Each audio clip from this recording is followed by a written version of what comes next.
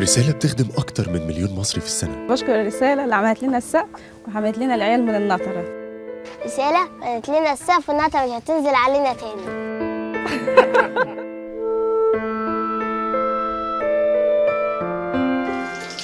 أشكر رسالة، الناس دي ساعدتني في المية وركبت لي المية، أشكرهم جدا وربنا يديهم الصحة يا رب.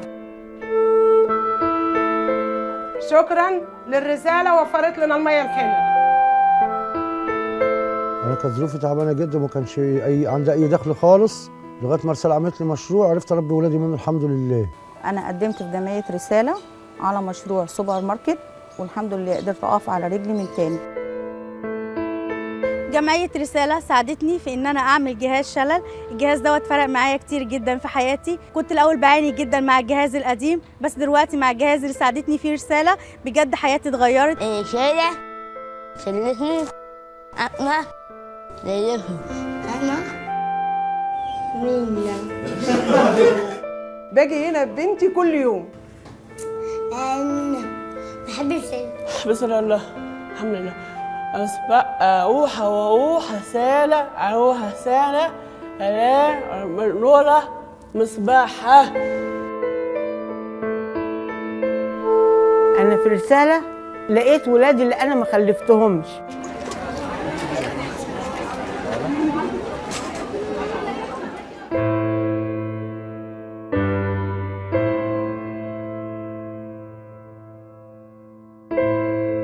أنا هعيد مع أصحابي باللبس اللي جابته لي رسالة.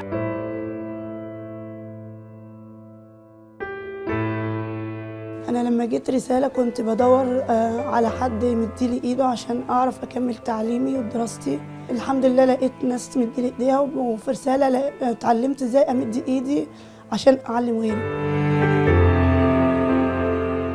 زي ما رسالة علمتني برايل أساعد غيري عشان يتعلم برايل.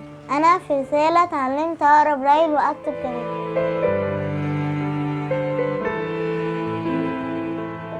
كان أمل إن أنا أقرأ في كتاب ربنا، وجيت رسالة هنا وحققته لي. اتعلمت في رسالة القراية والكتابة، وعلمت أولادي القراية والكتابة منها، والحمد لله بتعلموا دلوقتي.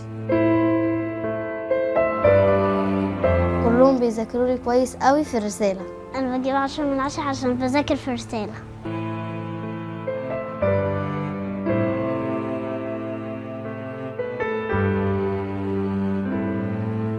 أنا مع رسالة مش طفل شارع، ممكن أكون دكتور ومهندس.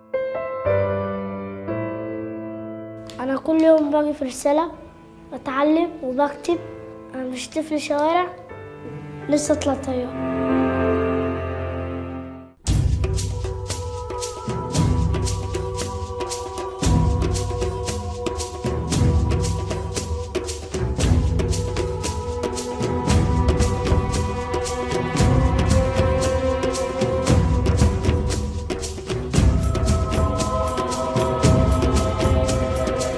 نشكر جمعية رسالة اللي جاوا قريتنا ونظفوا المسجد.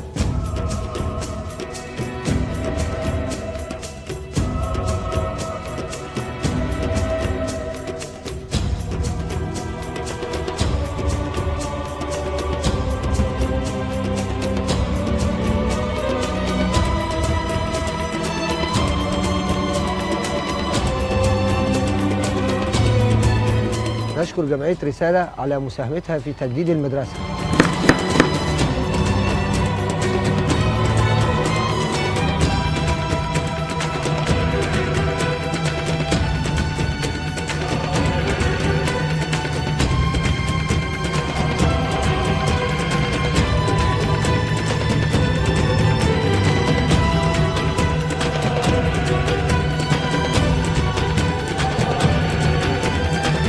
الرسالة بتجيب لنا أكل كل يوم، كتر خيرها. كتر خير الرسالة، بتوفر لنا يومنا والحمد لله. الرائعون كالماس لا نصنعهم بل نبحث عنهم، لنقف دائما بجانبهم وندعمهم. ورسالة بجد روعة في العطاء. رسالتنا نخدم كل محتاج.